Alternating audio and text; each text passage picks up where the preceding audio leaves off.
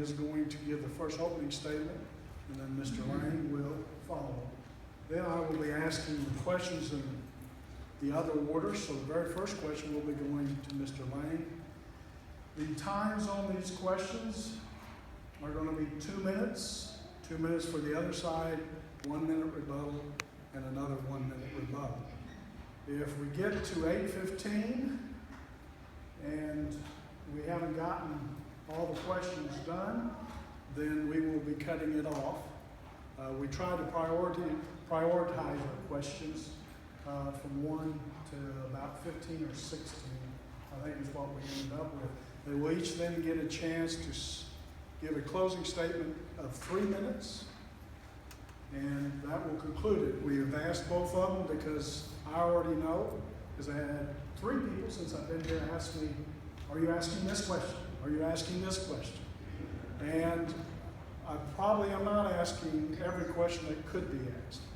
So both gentlemen have indicated when we visited before we got started that they'd be willing to stay afterwards and field individual questions that you might have for them. In addition, Sean, I think you did not mention we have Mountaintop Church to thank for the use of this facility, as well as the Wilt Community Center. And we do thank them for that. Yeah. Thank you.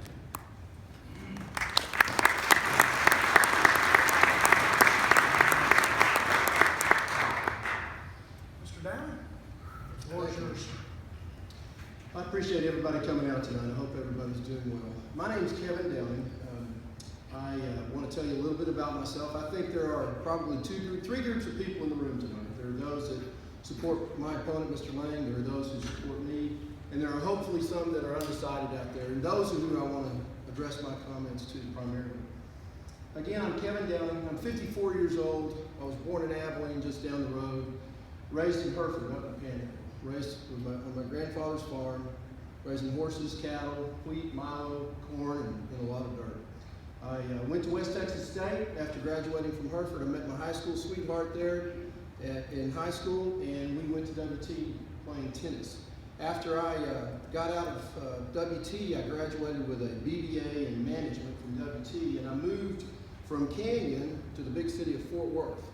And that's a pretty big move for a panhandle.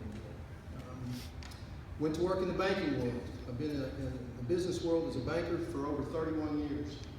Banks in Granbury, Stephenville, Toller, Glen Rose, Fort Worth, all throughout Fort Worth and surrounding small towns.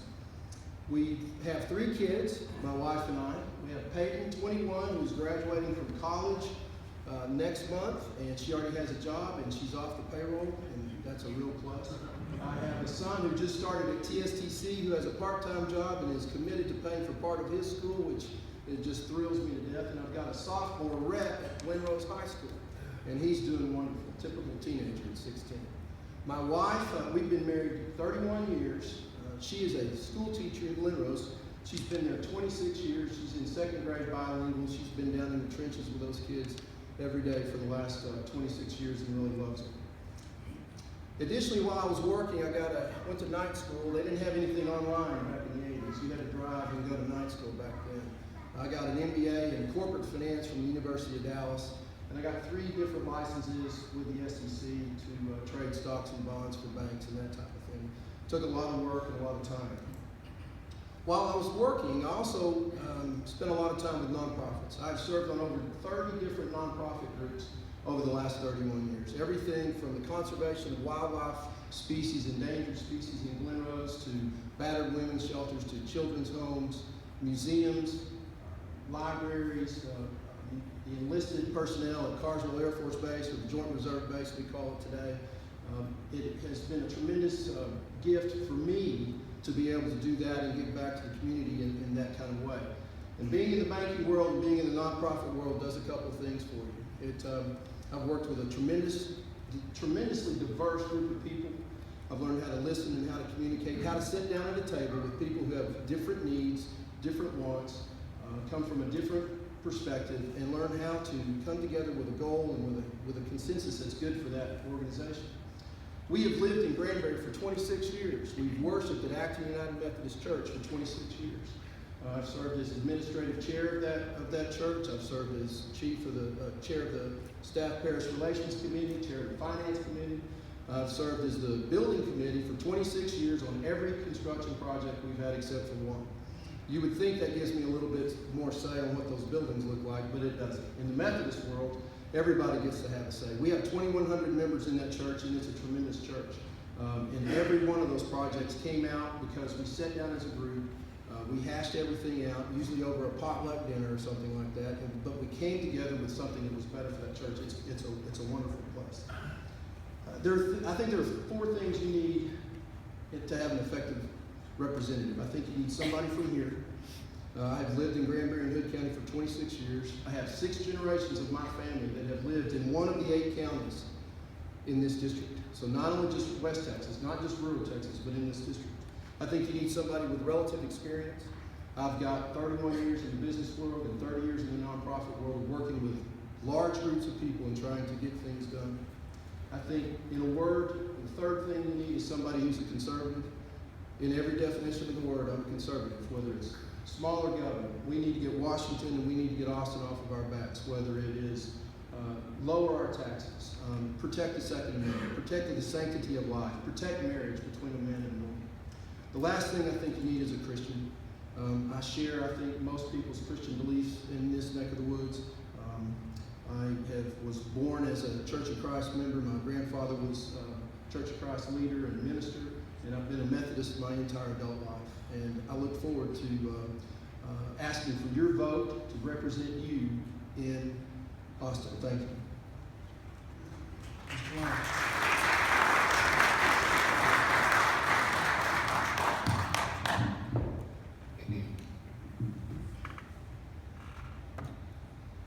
Once again, thank you all for having me here. I'm Mike Lang from Granbury. A beautiful wife here tonight, Katie, sitting in the audience. We have one son, Ryan. He's 24. He's out of the house. And graduated from TCU back in 1984. Joined the Fort Worth Police Department in 1985. Spent 27 and a half years with Fort Worth PD, serving in patrol, 16 years in SWAT, and 10 years in intelligence.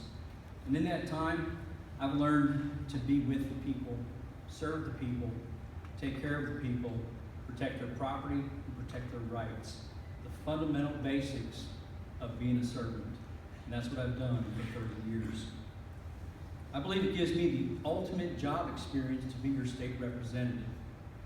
And when you look at that, you look at everything encompasses the Constitution, what it is, what it stands for us, and what police officers go through, also the military, in defending our rights and defending our liberties and making sure people's rights are taken care of. About 5 years ago, my wife and I decided we were at that age, and we said, Lord, we go to Stonewater Church, both Christians, said, put us where you want us. And that happened to be in Granbury about 12 years ago, but my wife is the county clerk in Hood County. I was elected constable about 3 years ago. And while I was elected constable, I started looking into government. And what I found was it was totally different than what I expected. Even working in the municipal aspect in the city of Fort Worth. I started going to commissioner courts, city council meetings, economic development committee meetings, and then back and forth to Austin. And what I found was the counties and the cities and the people weren't being represented the way they needed to be represented. The counties and cities had trouble with unfunded mandates that pass the cost down to the cities and the counties and inevitably back to us, the taxpayers. So I decided to look into it a little bit more and said, Lord, put me where you want me. And the door started opening up to run for this position. So approximately 11 months ago, I announced. Now, having the background about 5 years ago of joining the Tea Party, being involved with the Tea Party in Hood County, joining the Republican Party in Hood County, joining the Republican Women's Club in Hood County, being on the executive board of the Republican Party in Hood County, I started learning all the facets of what was going on and started to be a mini activist, I guess. We had some water problems up in Hood County, and encompasses 2 of our counties actually. And went down to Waco and spoke to the board down there about our water problems, which is big here in Texas. And so I started getting involved in as far as experience and things that you need somebody that's involved. You need somebody that's with the people and for the people and actually has done things in the community. And I would appreciate your vote. And this is going to be a big election. We need a lot of things, folks. We're kind of depraved. Pro-life, we had some legislation down in Austin that didn't pass. Sanctuary cities, working in law enforcement. I tell you what, we're in trouble. We spend a lot of our county money and city money on illegal aliens, and it's getting worse and worse. And the border, that goes right into the border. So those are some of the things that I'm involved in, I'm familiar with, and I can talk to people about and do things down in Austin. And thank you very much. I appreciate your vote.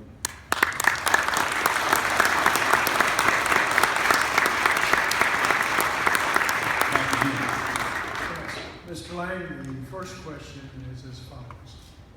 And Mr. Nectar, under the leadership of Speaker Joe Strauss, would you describe the legislative record of the House as too conservative, just right, or too moderate? Why? And if elected to serve House District 60, will you support his reelection as Speaker should he be reelected to the House? Why or why not?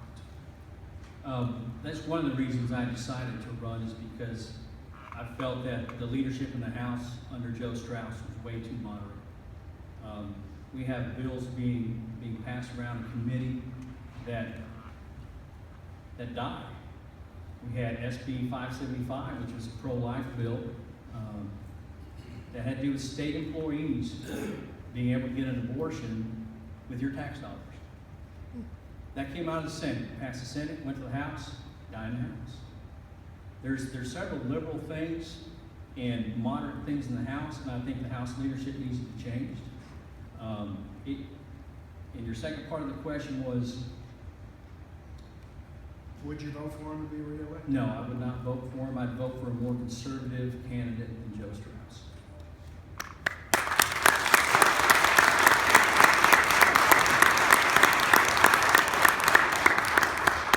Mr. Dowd.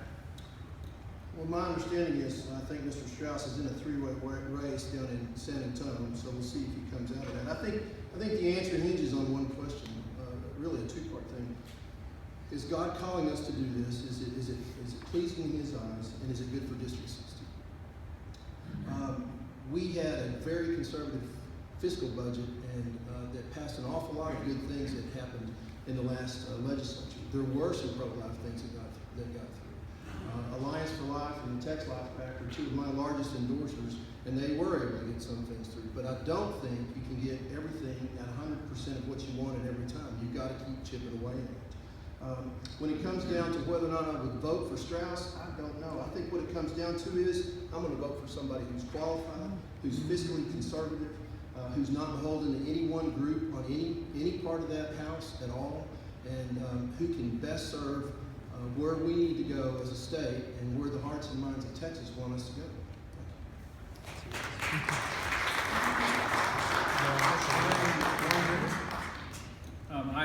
I believe the opposite. We're just going to be different on this issue. I think with Joe Strauss, we did pass some good bills, but when you play games in the House with the Constitution and our rights, it's wrong. And it's time to stand up, folks. We're losing the pro-life battle.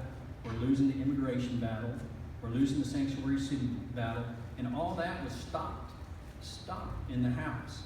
We have a very conservative Senate, but the House we don't. And it's time to change the House.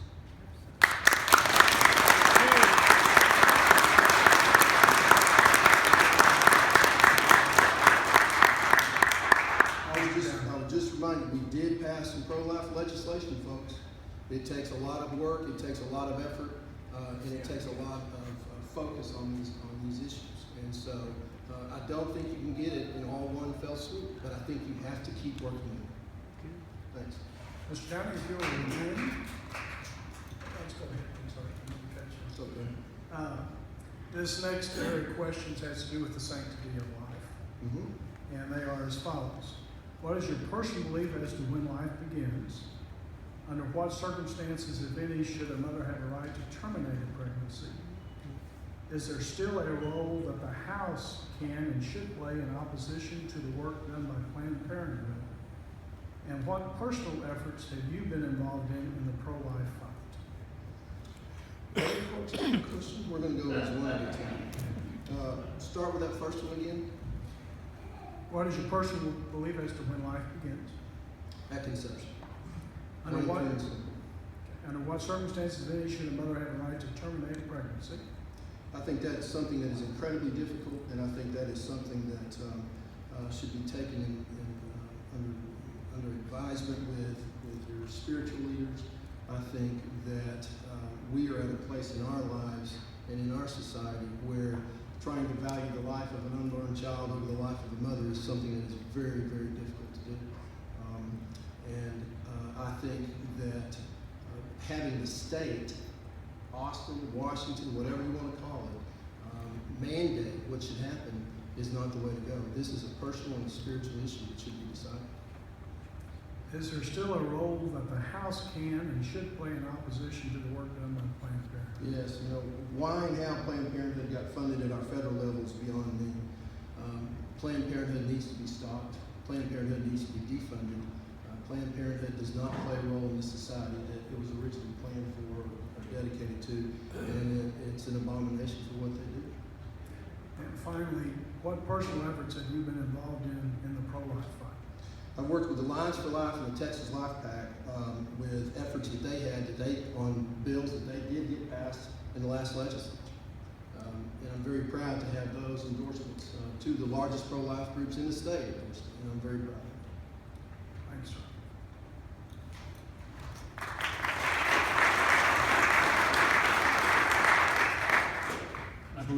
I believe life begins at conception. In your next part. Okay. And under what circumstances, if any, should a mother have a right to terminate a pregnancy? I said life begins at conception, and that's when life begins. So for me, there are some terrible circumstances. There's rape, there's incest, and when you get involved with that, for me being law enforcement, I've seen things, evil things happen, and I've seen women go through that. I haven't gone through that, and I have no idea how to experience that. However, we need tougher. Right now, it's a second-degree felony for rape, maybe a first degree. We need tougher laws for rapists and for people that do that sort of thing. But then you take that portion and you separate it. And now we have an innocent life, and it begins at conception. So I believe that life begins at conception, period. Is there still a role that the House can and should play in opposition to the work of Planned Parenthood? Well, the state and federal government already do it. As far as playing a role in it, I think that right now it's 20 weeks for abortion. It should be incrementally. We can try to get less, but we need to work our way all the way down because, once again, life starts at conception. And your personal efforts, if any, involved in the pro-life fight? I've worked with Texas Right to Life, which is the largest organization for pro-life, and Ruth's Place in Granbury sponsored them. Open Door in Breckenridge and in Cisco area, Eastland area. I've been to events with them, sponsored them. So there's several things that my wife and I have done through that effort, and it's very important to us, and it's a topic we do need to tackle. Thank you, sir. And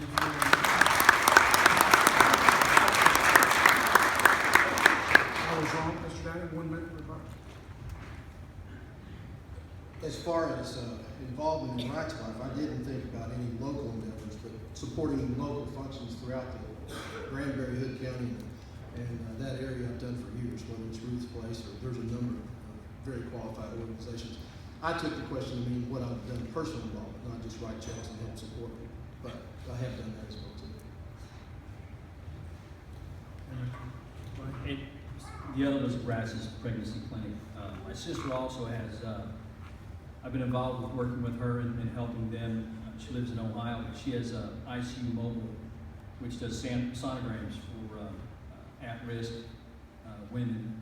And so I've helped her with that and helped her with some of the vehicles and helping to get that started. Now, Mr. Lang, if you'll remain for the next question All right. first. This has to do with same-sex marriage as a topic. And of course, there's multiple questions, so I may have to divide them up. That's fine. If you need me to. Do you agree with the U.S. Supreme Court decision that required the states to sanction same-sex marriages? No, I do not. Why or why not? First of all, everybody says it's a law, we have to follow it. It's not a law, it's an opinion. Second of all, it shouldn't have gone to the Supreme Court because the Supreme Court doesn't decide on the state's issue. We have a constitution in Texas, Article 1, Section 32, that states marriage between a man and a woman, period. And that's what we need to be following, let alone the biblical principle of one man, one woman.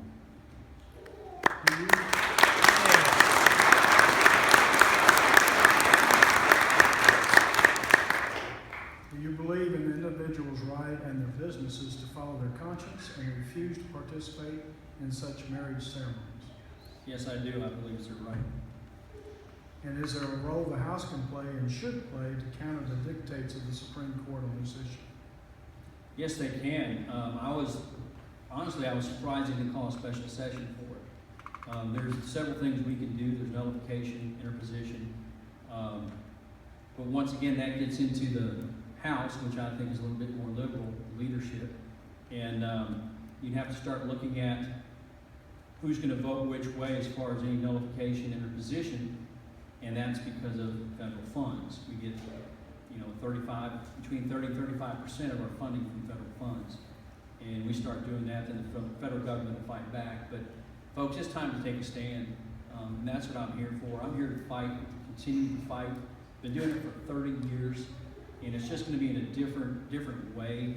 And I don't know about you, but that's why I got into this. I'm tired of electing so-called conservatives that go down to Austin or go down to D.C. and they don't listen. They forget where they come from, and then they don't vote the way we want them to vote, and our country's slipping away.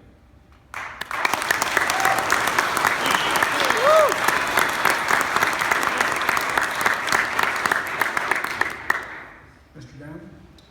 Start them over. Yes, sir. Do you agree with the U.S. Supreme Court decision that required the states to sanction same-sex marriage? I'm very thankful to have been raised in a Christian family. I believe in God the Father Almighty and Jesus Christ as His only begotten Son. I believe that even having a discussion about same-sex marriages is we should never have had to have had that discussion. And so, no, I don't believe it. Do you believe in the individual's rights and their businesses to follow their conscience and refuse to participate in such marriage ceremonies? Absolutely.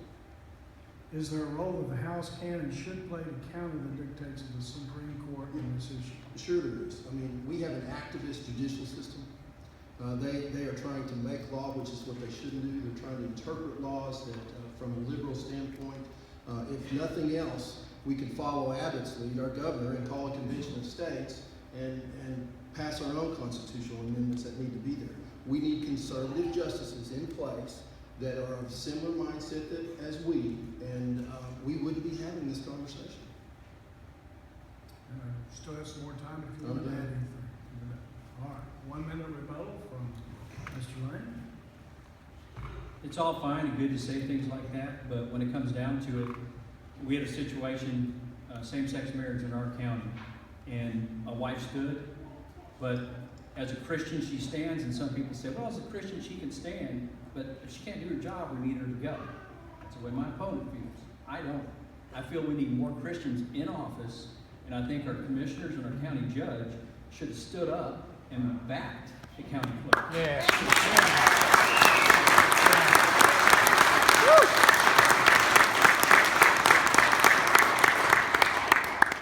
Mr. Down. I believe that we should have more conservative justices at the Supreme Court level throughout our judicial system. And to do that, we've got to change our administration. I think she was put into a very difficult position, and I really felt sorry for her. On one side, they slammed her for not going to jail and standing her ground the entire time like the young lady in Kentucky did, and she got slammed from the other side because she cost our county 40 grand. If our judicial system was conservative, we would not be in this position, folks.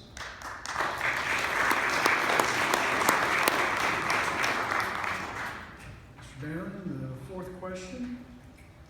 The federal government is failing to secure our borders and enforce immigration laws. Do you agree? Yes. And what can the Texas legislature do to counter the federal inaction? You know, if the federal government is going to take care of our borders, it is our responsibility. Plain, pure, and simple. This is our border. This is to protect our way of life. The Islamic, jihadists, terrorists, whatever you want to call them, the bad guys are here, folks. We need to stop this now. The legislature did pass $800 million worth of funding to try to address some of the system.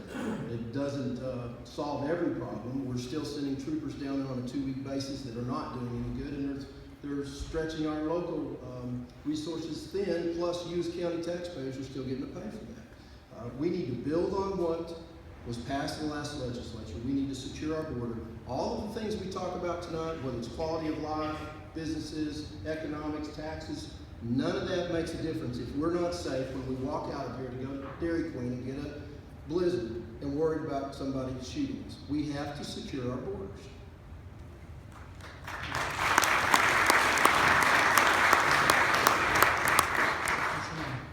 Question, please?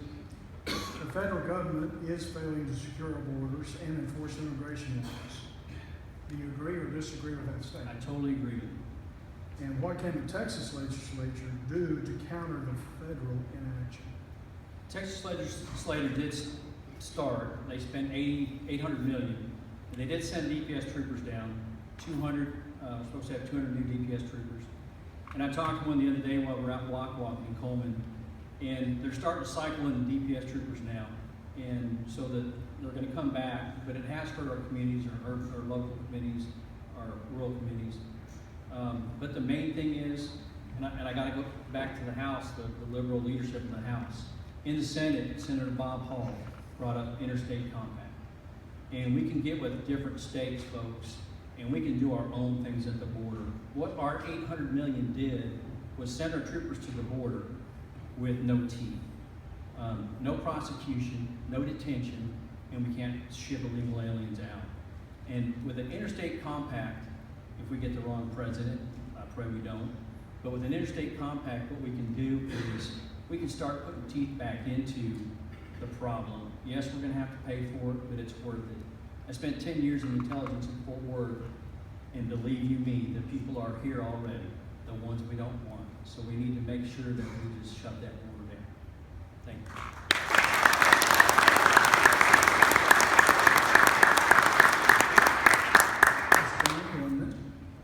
I reiterate, we need to build on the $800 million we've already allocated. The system they put in place does not work.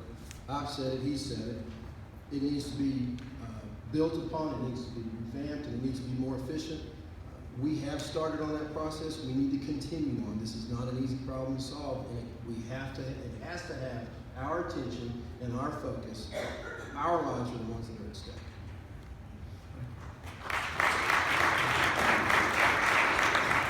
Mr. Lane, 1 minute. Once again, if we can get something passed out of the Senate, we can sure try to get it passed out of the House. And that is not being done. Now, if we would have passed something with the interstate compact, it would have taken some time, would have had to go back into special session, but I believe that this time it's worth it, and we need to start it now, not in 2 years.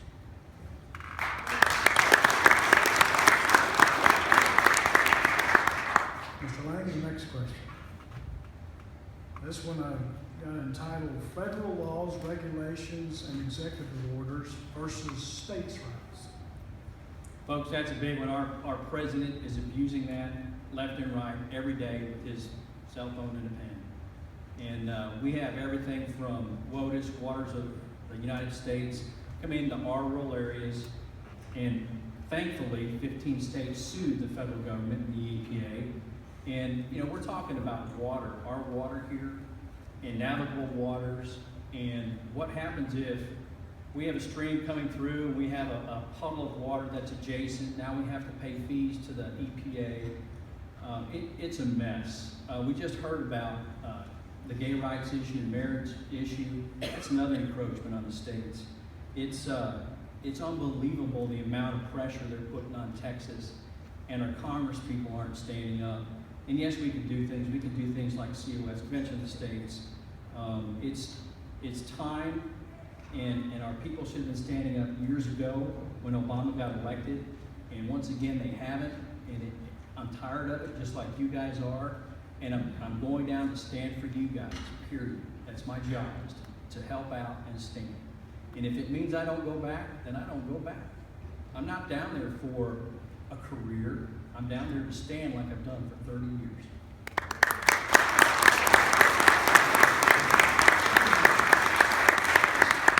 Mr. Downey, unknown to Mr. Lang, I did have sub-questions. I'm sorry.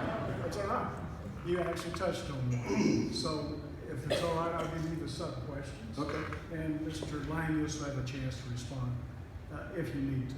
One of the sub-questions was, what do you believe is the most egregious overreach by the federal government? And then what could the state do, legislature do to counter that? But then the second part was, Governor Abbott has recently announced that the Texas legislature needs to join with other states and call for a convention of states, or COS, that y'all both actually spoken to, under Article 5 of the United States Constitution, and propose amendments to rein in the power of the federal government and its courts. Do you agree or disagree, and why? Well, letting Obama execute executive orders seems like every week, and they're coming faster and faster as his term is coming up, is sickening. I didn't know we lived in a tyranny or a kingdom. I thought we lived in a democracy. The U.S. Constitution guarantees the states' rights. We need to follow one of the easiest ways, or most direct ways, I should say. It won't be easy. One of the most direct ways is a convention of states. 2/3 of the states can call for this. Three-fourths can approve these amendments. We need to hold true to what our Texas values are, what our independence, what it means to us. We need a government that goes back to what we started with when this country started. It's government, it's limited government of the people, by the people, and for the people. Plain, pure, and simple.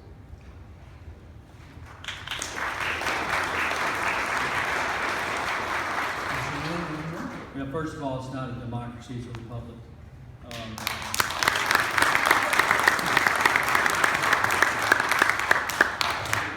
But actually, I think the biggest one is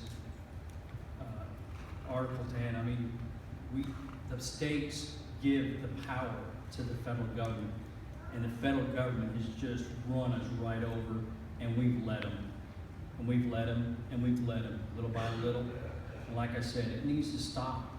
And I've been in contact with some of the COS people. Actually, there's a district that mirrors our District 60. I've been in contact with them, met individually with them, been to meetings with them. So once again, I'm out in the community, I'm talking to people, I'm already getting things done. And that's how important it is to me. Thank you.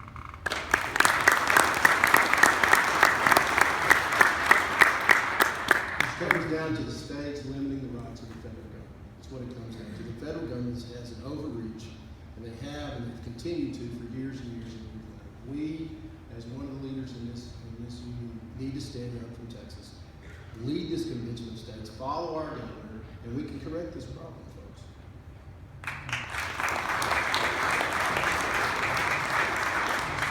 You're first on the next course. That's all right. This has to do with education, and I have about 4 sub-questions. Wow, can we do them one at a time? Is education a federal or state issue?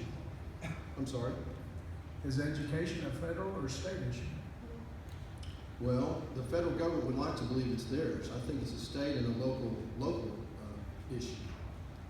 Do you support school choice, and what should that look like? So when you're talking about school choice, are you talking about vouchers, or are you talking about school choice? Whatever you wish to discuss. All right. I think we have school choice today, folks. You can take your kid, put your kid in whatever school you would like to do.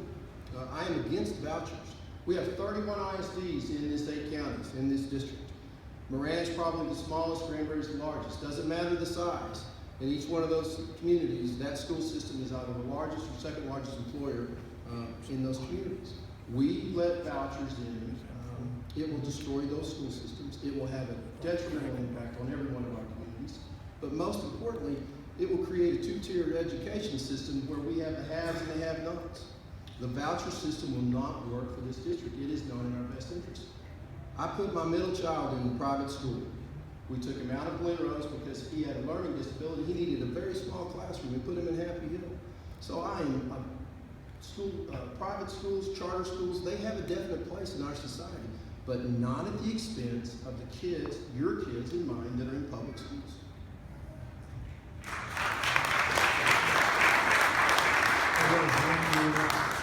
Do you believe there is a better option to the Robin Hood plan for funding public schools? There has to be. Robin Hood is outdated and is not an equitable solution. We have to come up with a meaningful, fair method at a constitutional level to fund our schools. Section 7 of our Constitution says we will provide a public education for the 5 million plus kids in this state. And we, as legislators, or possible legislators, have to come up with what that is. We need to stop spending money on the attorneys, we need to spend it on the kids, and we need to get Robin Hood fixed and corrected.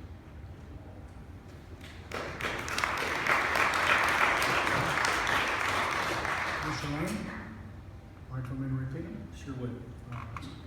Is it a federal or state issue? Well, right now, they've made it a federal issue with Title I and things like that, nutrition programs, and the state's made it a state issue, of course. But it needs to be brought down to the local level. And I've talked to a lot of administrators, a lot of teachers, and it goes back to when I grew up. When I grew up, it was more like a charter school. We didn't have all these layers of administration. The parents were more involved.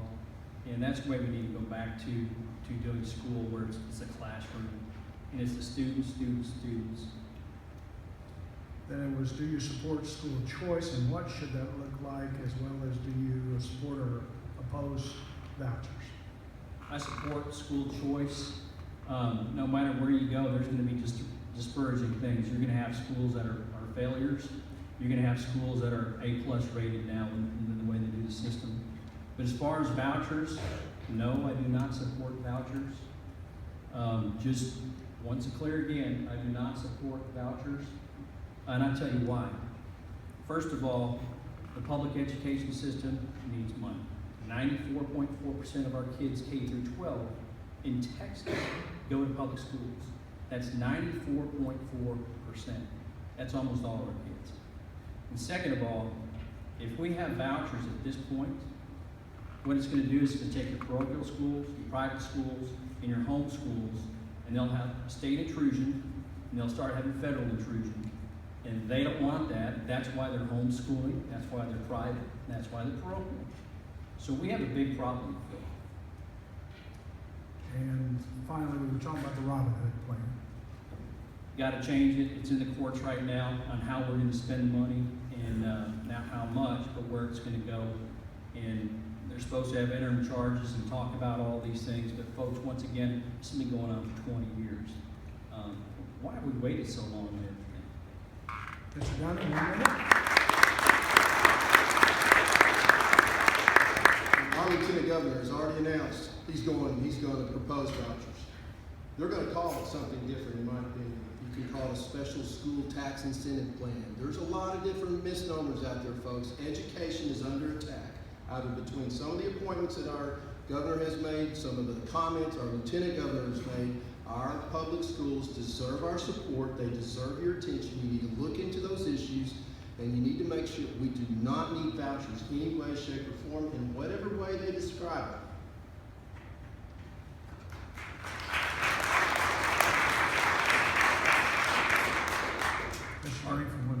Our schools are under attack, but you have to remember, our teachers in the classroom, they're there for a service.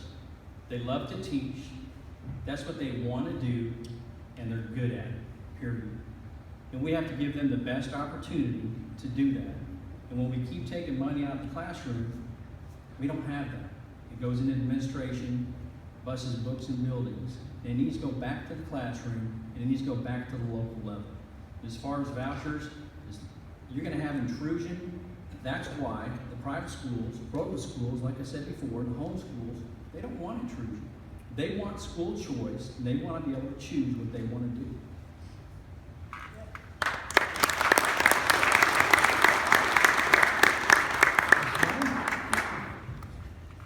This topic is water with a couple of longer questions. With a growing population in Texas and whether they can starve us of water or flood us with water, it is imperative that our representatives work to increase the water supply and protect private property rights of Texans. One, do you believe in a property owner's rights to the water under his land as well as the right of capture for watershed that crosses privately owned lands? And two, what is your plan to increase the water volume in Texas to meet new growth and current demand? Number one is yes. Groundwater, anything under your land is your land. Now, as far as the state water plan, it was revised in 2012, and 99 groundwater districts. The water situation in Texas is big, and what we have to do is make sure that it carries over, because we've gotten rain. Our lakes up in Granbury and Palomino were filled up, but we can't forget about the drought period. Now, last legislative session, they did some good things. They came up and they said, well, in our next plan, we're going to look at brackish water. They went to map brackish water. They put in a bill that they can pay to do that. There's billions of acre feet of brackish water they can do. They looked at desal from a plant in Corpus Christi. So they're looking at things and they're coming along, but the problem is we end up with time. We don't have enough time. I've got 1 minute. But what happens is they have a Endangered Species Act, EPA, where it should take us only a few years to build a reservoir. It's going to take us 20 and 30 years to build a reservoir. That's ridiculous. And that's because of the EPA and the TCEQ. We need to get rid of those regulations and get back to our water problem. Is there any other parts? That was the last part. No, no further part.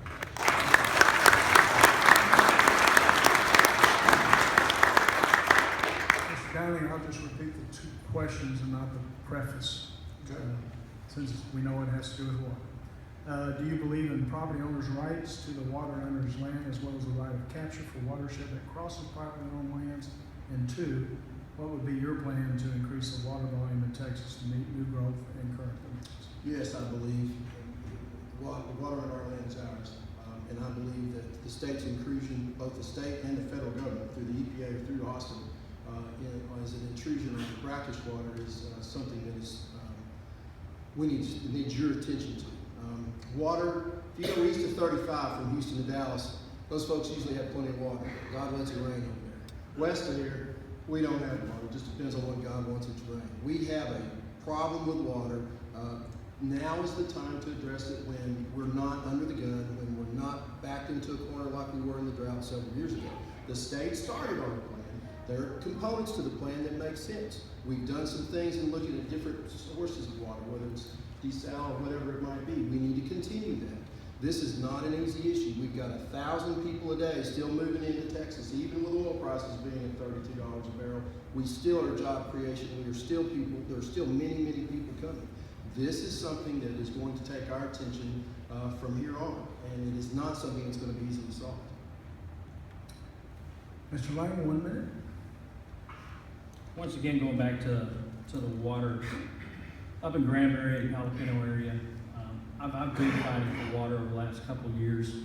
Permit 5851 up there through the BRA, and that's another problem we're going to have is we need to get with some of these state agencies that deal with water and let them know that basically the elected officials are for the people, and when we have a state agency that is kind of out there on their own, they need to be reined in. And remember that this is Texas and we're part of Texas. In Texas, when I talk about state money, that's your money. That's my money. So when we keep talking about Texas money, don't forget that's our tax dollars.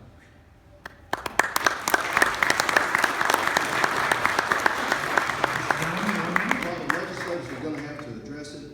It's bureaucracy that is the problem. EPA is entangling everything, whether it's pipelines, water, whatever it might be. TCEQ is running rampant. They need to be reined in. So this is something that our legislatures need to have oversight on, need to have meaningful oversight, whether it's at the federal level or the state level. Thank you, sir. And Mr. Downing, the next question has to do with taxation, and I'll preface it this way. On our ballot coming up on March the 1st, or if you early vote, as early as Tuesday, because we're closed on Monday, holiday for us county people. There's a proposition number 1 on that ballot, and it reads as follows. Texas should replace the property tax system with an alternative other than an income tax and require voter approval to increase the overall tax burden. That is on our ballot, yes or no. Do you agree or disagree? Why? What alternatives would you favor, if any? And then finally, should the franchise tax in Texas be eliminated, why or why not? Our property taxes are too high, even while our property costs are probably pretty reasonable across the state. Our property taxes remain too high. We did a lot to reduce taxes in the state legislature did in the last session. And we need to continue to chip away at what that property tax rate is. The franchise tax rate was slashed by 25%. Property taxes were slashed by $1.6 billion. I think you can continue to build on those changes and on those reductions to get where we need to do. We need the franchise tax removed, but not wholesale in one fell swoop. I think it needs to be done incrementally, meaningfully, without destroying our budget. What was the second part? That was the last part, so backing up, it has to do with that, or there are alternatives to a property tax that you would favor. Yeah, I think that as we grow our economy, as we bring in new businesses, as we build this job creation, I think there's an alternative there. But I think we have to do it incrementally. A wholesale change in one fell swoop will be devastating to our economy.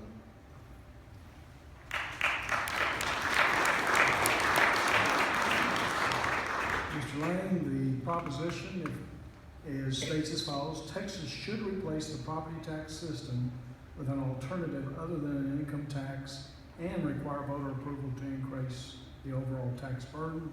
You agree or disagree? What alternatives would you favor to property tax, if any, and should the franchise tax be eliminated? First, the franchise tax should be eliminated, and incrementally is a pretty good way to do it. Now, the first and tougher question that I'll answer is, I own a house. I pay property tax on it. I want to own it. I don't want the government to own it. And I think eventually that we need to get back to owning our own land.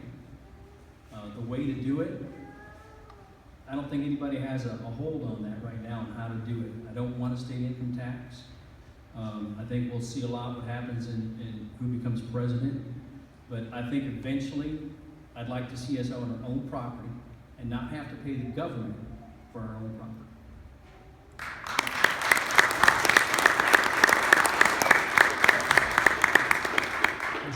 I would just reiterate, we can make meaningful changes to our tax system in an orderly and responsible fashion without destroying our economy. There are different ways to do this. First and foremost is let's get this property tax rate down.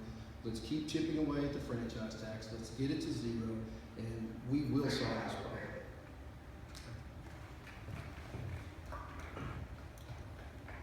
Yes, Mr. Lane, 1 minute. Okay. I think we do need to incrementally do the franchise tax once again, but I think owning our own land is a right. And that's something we're going to have to look up and look into and find the best possible way. And let's start now. Just like everything else, we kick it down the road. Let's start now and look and see if it's feasible and what we can do with it.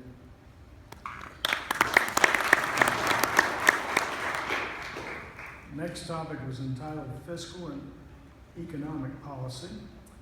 The economy in our country is increasingly under duress. Texas has taken a significant economic hit due to the over 70% decline in natural gas and oil prices. 1, With the resulting loss of revenue, will you fight to shrink the size of government spending in Texas?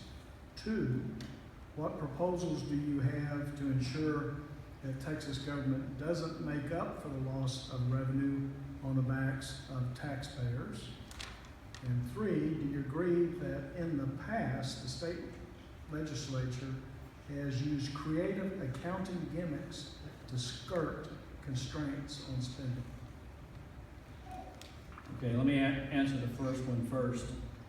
I believe that in Texas, yes, I saw 26 a barrel earlier today. I don't know whether it ended up, but our Texas economy is based on $64 a barrel.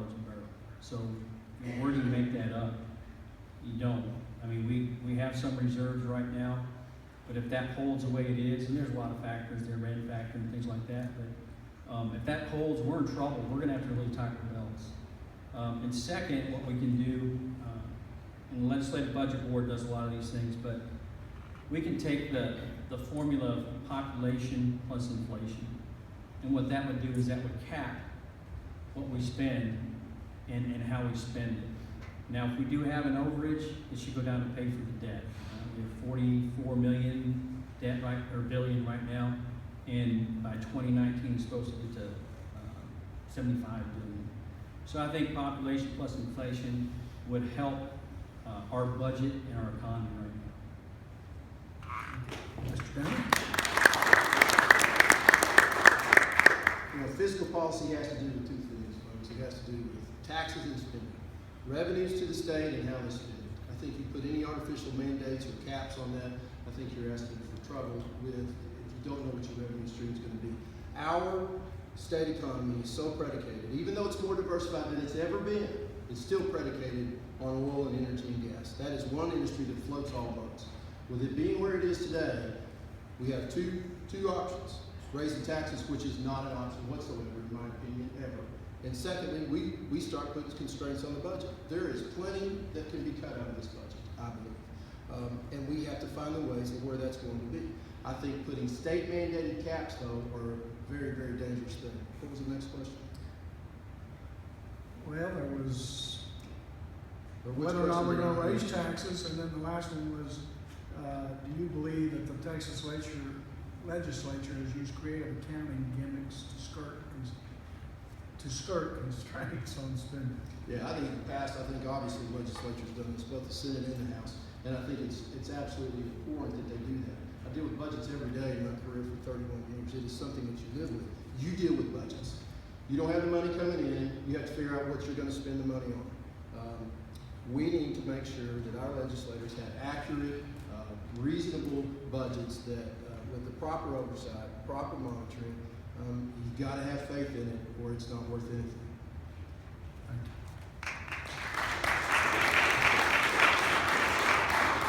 Ms. Swain, for 1 minute.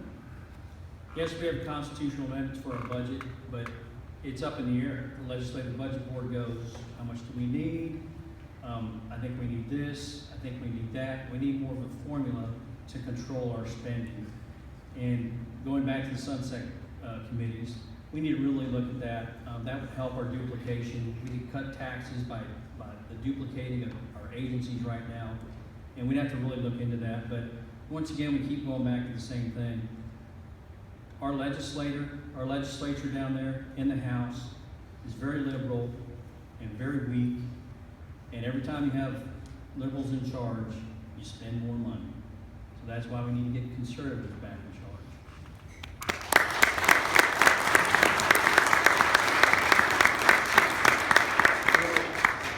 Our state budget's got $409 billion.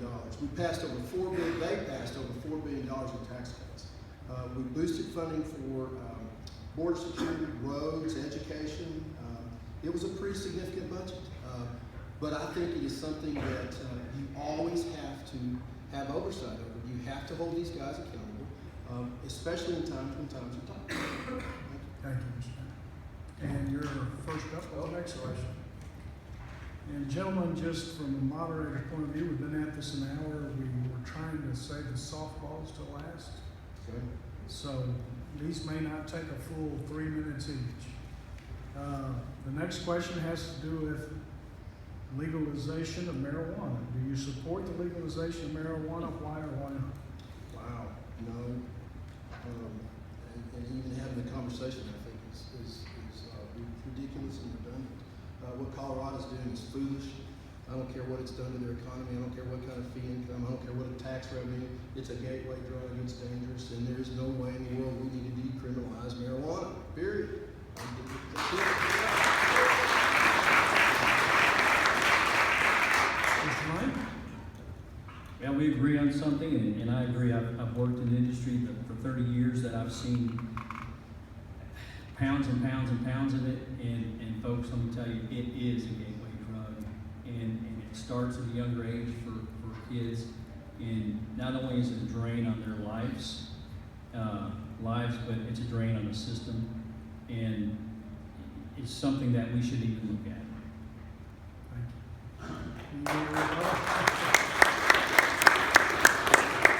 The only thing I would add is I've never seen pounds and pounds, and only on TV. You've got 1 minute for another? No. No. Okay. And then I think then Mr. Lang, the next one, another softball, has to do with the Second Amendment. Do you support open carry in Texas, and what is your position on private gun ownership and the Second Amendment?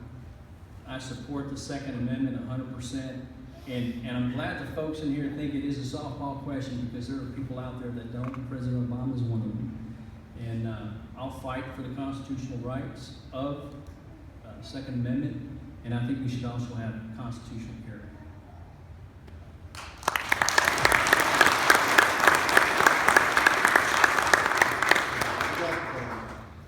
The highest rating for the NRA in Texas State with an AQ rating. I'm very proud of it. It's hard to grow up in rural Texas or in the Panhandle without guns. I remember driving to high school parking lot with a 30-30 in the back window and a shotgun, because we either had to take care of coyotes or it was some kind of bird season. And today you would be hauled off of the school property because of it. There doesn't need to be any intrusion on our Second Amendment rights. It was something I will always support. It's something my kids have already expressed their interest in. They will be CHL, or it's now a new designation, as they become of age. This is something that is our right, and it's something that we should always have and fight for.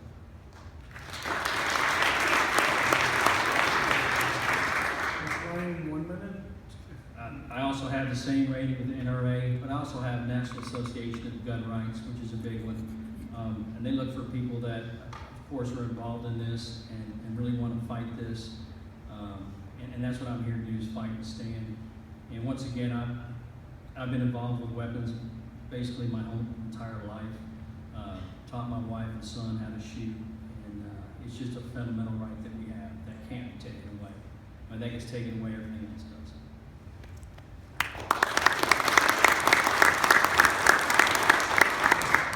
An additional minute if you choose to use it. Thanks.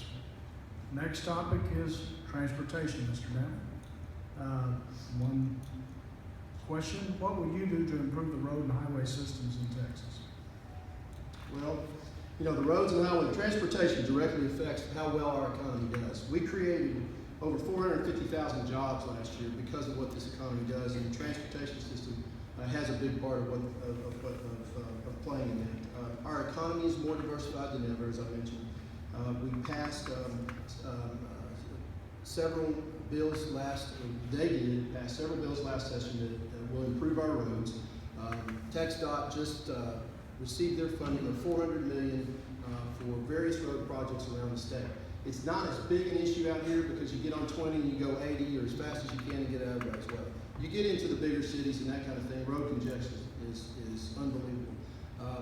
A&M did a study that says they estimate it's between $1,000 to $1,200 that it costs people every year in waiting in line in cars in traffic jams. TxDOT, in that $400 million, the second project that's in their queue is Ranger Hill, and I think it's coming out. I don't know the time frame of when they're going to do it, but they're going to widen that grade. They're going to lower that gradient, and that will be a big help, especially for us around here. We have 5 of the top 10 fastest growing cities in the nation are in here, or in Texas. We've got to maintain a focus and control of what our roads are. Transportation is incredibly important, and it will be for our future.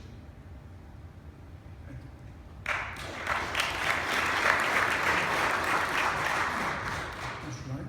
Yeah, transportation is big. If we can't get people where they're going, the products, we won't survive. But what else we need to do is, through TxDOT, it's over a $22 billion budget at times, and the contracts we have, TxDOT does a lot of the contracts, but right now there's a design and build contract, and there's 3 of those per year. And it's a private contract basically, but we need to do more of that. We need to open it up, because those private contracts, they come in under budget and on time, and that would help a lot, because I'm not for toll roads. I don't like being taxed on something I've already been taxed on.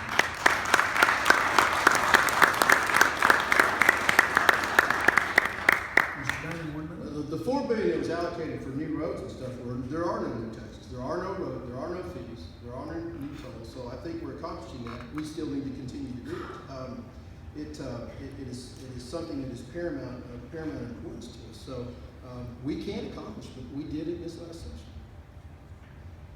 Mr. Lane, 1 minute? I'm good. Surrender. No, sir. Ever. Surrender in a minute. I'll keep talking, man. I'm not going to surrender.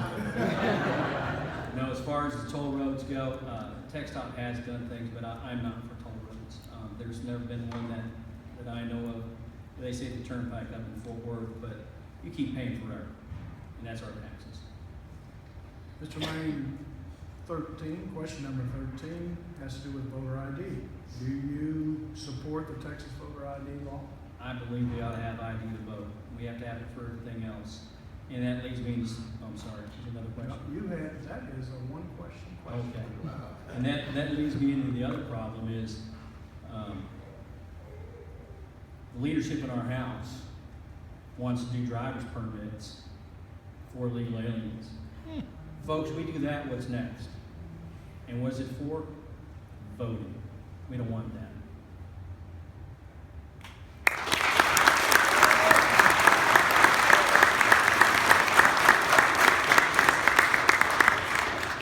So we passed voter ID law several years ago. The appeals court overturned it, then it went back into court, and we're still using it.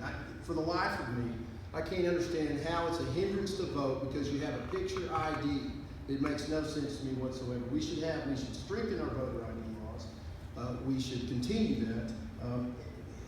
If we don't have faith in what we're doing at the ballot box, we're not going to have faith in anything that we do or who we choose. We've got to strengthen it. We've got to continue to focus on it.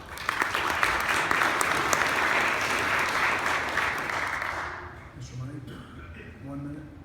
I'll take my minute, and I know you guys want to go, but once again, it's the lack of leadership in the House and the liberal leanings in the House, and we do need to take care of the illegal alien problem, and that has to be get rid of the permits, no incentives, no in-state tuition for illegal aliens, no incentives at all, and we've been doing that too long. They're allowing sanctuary cities in Texas. It needs to stop. Enough is enough.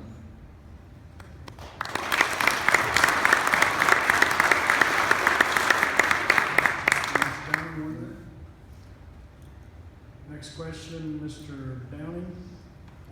If elected, what will be your legislative priorities and why? Probably have 3 priorities. One is border security. I think we've got to continue to build on the existing plan. We've got to secure our borders. We've got to be safe in our own homes and communities.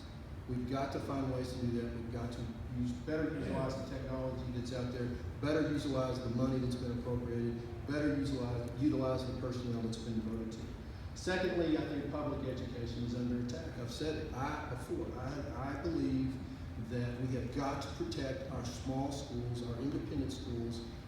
They are the lifeblood of what our next generation is going to, whether they're going to succeed or not, whether it's for our way of life or anything else. Second, the third thing is, I think, workforce development. We have 3 great junior colleges, Cisco, Ranger, and then also locations with TSTC. And it's become much more apparent to me over the last several years when I finally understood that my son was going to have a different trajectory than what I had. he's going to TSTC and he loves it. He's not going to go to a four-year college. We need cooperative programs between our local schools, our local colleges, and our leading industries, developing those programs that bring our children and our kids into being productive members of society when they're out of school. We want them to be social. We want them to have their religious beliefs. We want them to be productive members of society.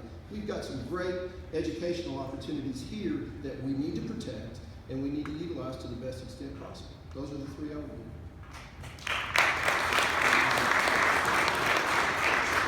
Mr. Lane, again, what will be your legislative priorities and why? Number 1, 2 would be border security. I think losing our border is fundamental to us. We lose that, we lose just about everything here in Texas. And of course, we've gone over the points, $800 million, the interstate compact, and things like that. The second is pro-life. We've got to start valuing life, people. And it is from conception, and that's huge. That's going to be a big fight again. It's been every other session. And thirdly, what encompasses everything are individual rights. And for me, the Constitution means quite a bit. It's not just a practical matter. The United States Constitution is what we've been formed on, and the states formed it. So we lose our individual rights, and we get run over by the federal government, and we get somebody like Hillary or Bernie in here. We're going to lose a lot more than just our schools and our border. We're going to lose everything, folks, and we need to wake up. And I'm the person that will protect that, go down the house and fight, because I've already been fighting for it.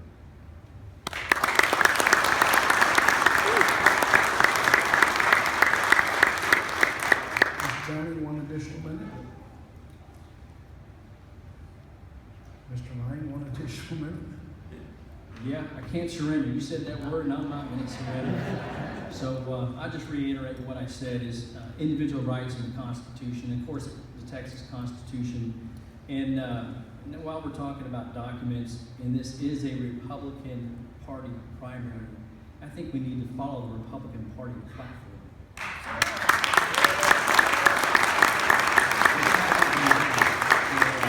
That's part of being a conservative too, and it's not just a piece of paper, folks. That's something that we go down there. I've been involved in the county convention, state convention as a delegate, and that's us. That's we the people. We form the platform. That's what we do. We form it. And then we have our legislators, our elected officials, that don't follow it. They're not following what we want them to follow. And it's time it stops.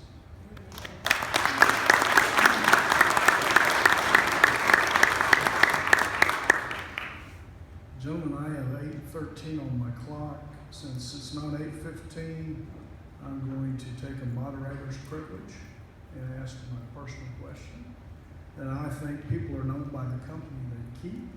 And so my question would be, Mr. Lang, I think you were going to start this one. What endorsements are you most proud of in your campaign? I would say the most, probably the 3 top endorsements for me, well, there's probably more than that, but Texas Right to Life is huge for me. Because if we can't value life, then nothing else matters. The second would be Empower Texans, because they want the Republican Party platform. They stand for less government. They stand for conservatives. And I also have endorsements from Charles Perry, Drew Springer, Matt Rinaldi. I've got some pretty conservative people. And once again, I've been part of the Republican movement, the conservative movement. I've been fighting for the movement. I've been involved in the party. So I'm true blue conservative. I'm here to stand.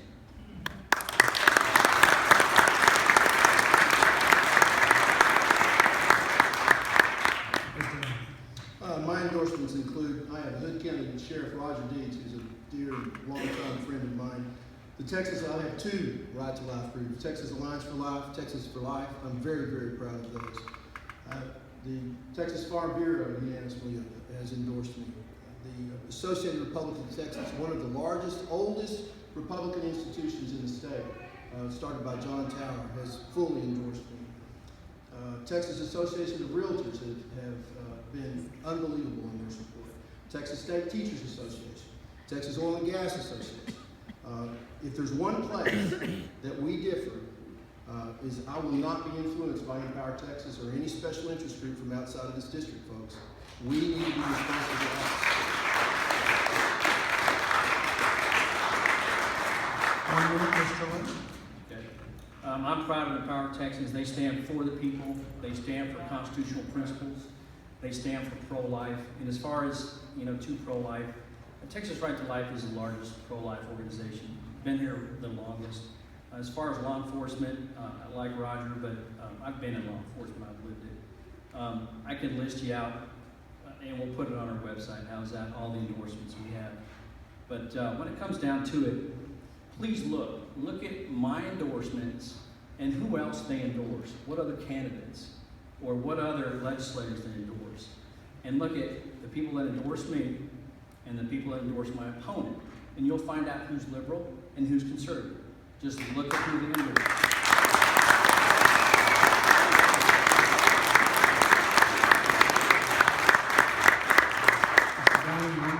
Boy, I couldn't agree more. You need to look at who's supporting both candidates, folks, and you need to look closely. And then you need to look at who the other candidates those groups are supporting, whether it's Empower Texas or whoever. You need to look at what their statements are. Look at what their positions are, whether it's on vouchers, right to life, whatever it might be. You need to look at who is supporting each candidate. I could not agree more. It will spell a difference out between the two of us.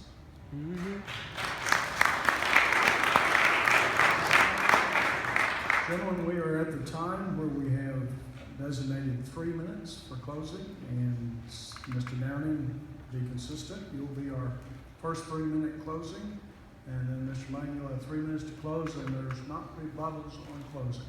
Okay. Thank you. Folks, I appreciate y'all coming tonight. Not a lot of people would do this. We need informed voters. The most dangerous thing we have is an uninformed voter. So it is very admirable, and I appreciate every one of y'all coming out.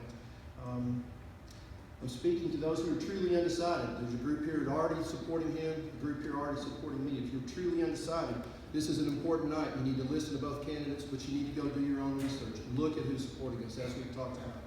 There's a very clear distinction in this race. I'm going to support the constituents, the voters, the people of District 60, not anybody from outside of this district. I'm not going to be influenced by anybody from outside of this district.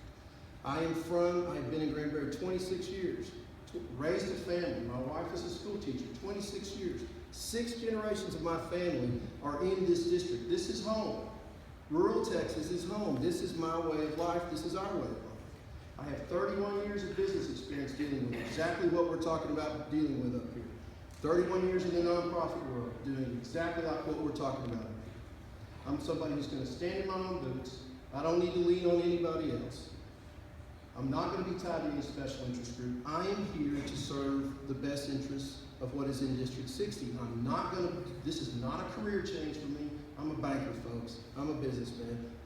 This is not something that is going to be a career move for me. 3 things will govern every decision I make. Am I led by God? Is it God's call? Am I listening to what He is directing me to do? Is it pleasing to His eyes? And is it good for District 60? Those things come about, we'll make the decisions. Thank you all.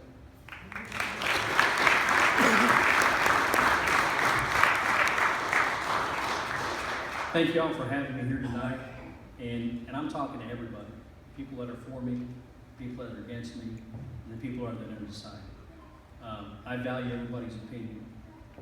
When it gets down to it, there are differences between us. I've got over 400 individual donors now. True grassroots, 4 times the amount of donors than my opponent does.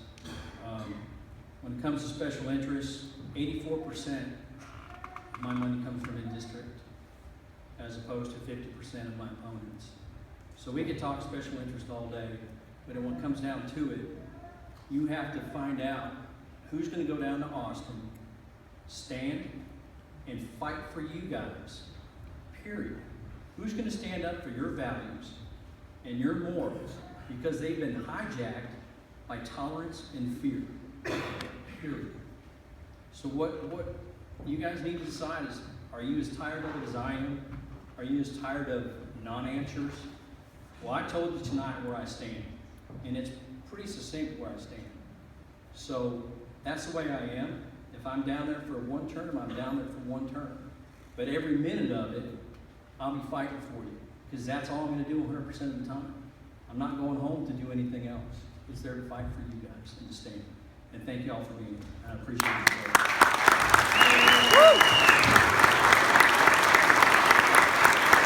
Gentlemen, thank you